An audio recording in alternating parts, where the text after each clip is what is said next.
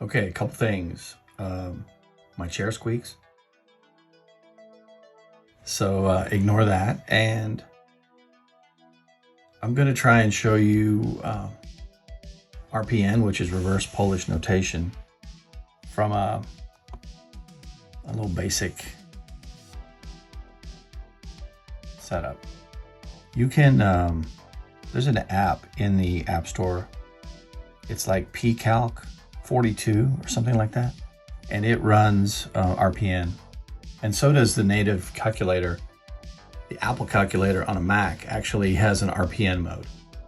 And the cool thing about RPM, it's different than conventional where 5 plus 6 equals, those are all buttons you push. 5, the plus button, 6, the equals button. In RPN, you put all the numbers in and then you do the operations to the numbers. What this does is eliminate parentheses, and once you get used to thinking in RPN, it's pretty cool. So just to show you what I mean, 5, enter, 6 plus, see that? It's 11. And really, I did a shortcut there. 5, enter, 6, enter. So you've got 5 and 6 in the stack right there. And then you would do the operation, plus 11. That's pretty basic. I will show you. So this first one here called Riser 1, I wanted a quick way to figure out my options for doing stairs from a generic height. And so let's look at how I wrote it. And I believe that's, what is it? It's orange, and then the button. Yeah, so all your equations have to start with that double symbol, which is somewhere down here. I think it's white. Anyways, yeah. Anyway, so you start with that. Then you have to do the quotes. Anything you put in quotes is going to be text that it's going to ask you for information. And then you have to do double quotes for some reason. And then input object takes whatever you type in and it runs it in this command called insh, which I'm asking for the information in feet, inches, and sixteenths. And then inch is taking all that and converting it into inches. So I had to write that one too, and I'll show you that in a bit. And then what it does is once it performs that function, there'll be a number held in memory until I assign it the letter A and I store it. So now in A, the feet, inches, sixteenths of floor to floor height is stored in inches. Then I call it out, and I just decided in the beginning I would try 6 7/8 divided by that height and get a number. And that would be pretty close to my ADA number, 7 inches, 6 7/8, somewhere around there.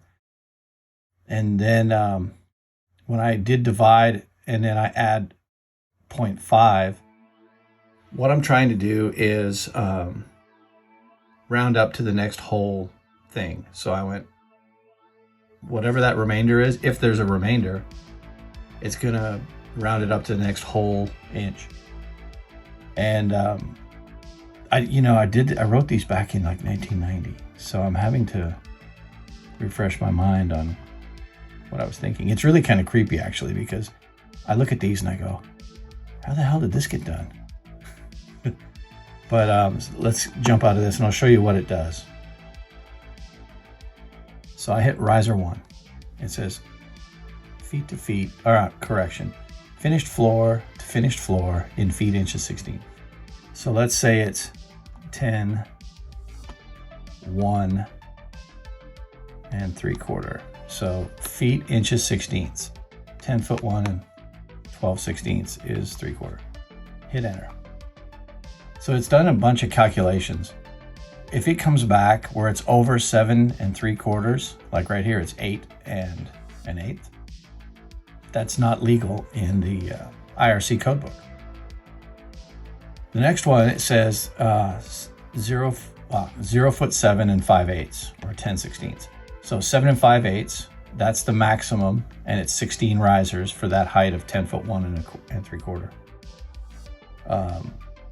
Maybe they don't like that. Maybe they got enough room horizontally where they can go with the next one down, 7 and 3/16. So that's going to be a nice step. It's very mellow. And if you have enough room to go 18, then you're going to be at 6 and 3. Whoa. See, I don't do this very well. This whole video, YouTube, whatever. But anyways, yeah, I got to keep my hands off the tripod. 6 and 3/4 would be definitely ADA, and you would go like 11 on your treads and 6 and 3/4 on your rise. But in all reality, I would probably, if I was building this for somebody, I'd probably do this one, 17 risers at 7 and 3/16. So I just got to remember the number 17, right? So I go to riser 2, and I go the same height, 10 space 1 space 3/4, enter. Then I go riser count, 17, and I go enter. Tread size. Let's do 11 because they're more comfortable than 10. Oh, well, you know what? Yeah, let's just do 11 because it is going to be comfortable. Then we hit enter, and it's going to do a bunch of calculations. Now, the reason why I started doing this on programming my own equations was, like, for example, here, I own this. Focuses, and I own apps and all kinds of stuff, but these calculators make you have to either remember your equations, or you have to write them down in a little book, or you use them every single day and you just remember them. But there's a lot of steps and a lot of potential for fat finger, and if you come up with a number and you just trust it, you could be cutting the wrong thing. So what I did was I wrote these equations so that it would prompt me for the information, and I would only have to enter about 25% of the keystrokes, as opposed to writing each equation and, you know, manipulating all the buttons on the calculator. And what this did was reduce the chance that I would create errors. So the first two numbers, I built these because I was doing an apartment in Kentucky, and they needed fire blocking in the stairwell, and the stairwells were 12 inches on center. So long to short of the stair angle is the fire blocks, and you'll get the stair angle in a minute up near the top of the stack. But that's 1 foot 0 and a half. If it's 12 inches on center, you're going to cut long to short the stair angle bevel on blocking to block the stairwell. And fire blocking is pretty much standard every set of stairs, but in this stairwell there was all kinds of neat stuff, so I made sure I could calculate it quickly and get somebody, you know, cutting, I don't know, 30 or 40 of these blocks, so that every place I had a standard 12-inch layout, which is actually a run of 10 and a half, I could put those in. So these numbers here are the stair diagonals, and when you lay out a stringer, the horizontal between the tip of each step is what I call a diagonal. So you've got your 11 inches tread, your 7 and 3/16 rise, and then when you connect those two, you get a horizontal. And I used to just use the framing square and just slide it and line it up and slide it and line it up. But if you use a fat pencil or marker or whatever, you can get off, and when you're done, you've created errors in your stringer, especially if it's your first stringer that you're using for a pattern. So what I did was I thought, well, I know what these numbers are. Why don't I just lay those out on the edge of the board? So drove a nail, hook on it, and that way as I'm sliding the framing square along, I make sure I'm lining up with my actual calculated length. It keeps me on course, regardless of how thick my pencil is, or, you know, mostly 2x12s have rounded edges, so it's kind of really, it's not perfect unless you have really tall stair nuts that can hold your square correct. go see Dr. Dex. He does a really excellent explanation on that.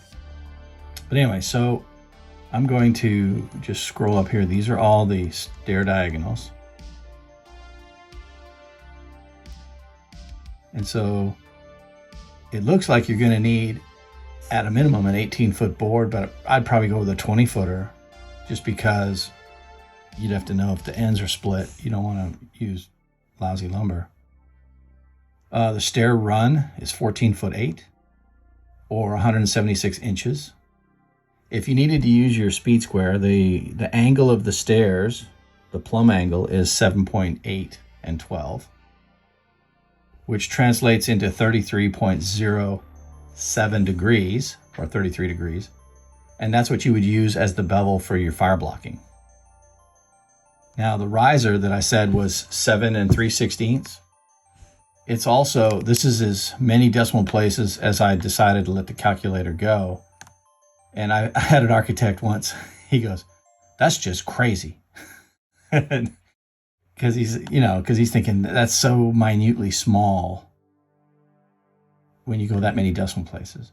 And so I told him, I said, well, when I'm using AutoCAD or some CAD program, and I want to offset each step just to check my work or whatever, I want the most resolution as I can get. And so I punch that number into the offset command, and then when I offset each rise, I don't introduce errors because this is so small. This is like hundreds of thousandth of an inch type tolerance. I'm not going to use this on the job site, but I use it in the calculations because if you calculate loose as you go, you introduce multiples of that error. But this keeps it really tight. And then I would be on the job site saying, all right, yeah, it's 7 and 3/16. And when you adjust your stair nuts, not too many people in the world can get that dead on. So you're kind of close enough.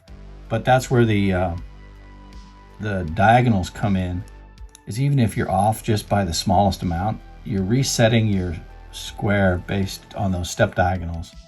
So it ends up keeping everything true. Now these numbers are the actual elevation from the finished floor upwards. So if you had to build a platform, and this is the first riser, second, third, fourth, fifth, sixth. So on the sixth riser, let's say that was a platform, your finished platform height would be 3'7". And you would subtract whatever you're putting on that subfloor hardwood, whatever, and that would be your framing, top of elevation, top of framing. So let's get through all those. And there you go, 10'1" 3/4". So that's how that works. And I couldn't, all those things, like I think Construction Master does a pretty good set of stairs, and there's a couple apps that do things. But I did this back in 1990 on a HP 48SX. It cost way too much back then for a framer. But it's just because I was curious. I bought it to do electrical engineering. Excuse me. And so I had this expensive calculator in my car when I was framing. And I just figured I would figure it out. You don't have to go this route. I mean, Construction Master is really good, but there's a couple things Construction Master and these other apps don't factor in because it takes a little bit of extra work and they just don't do it. But a lot of people are the type of person who says, oh, close enough, can't see it from my house, covered up with sheetrock, whatever. Yeah, you can get away with that in framing residential houses. But if you're a timber framer of the Timber Guild and you're using giant timbers, you have to be right on because big lumber does not forgive close enough. All right, so there's that.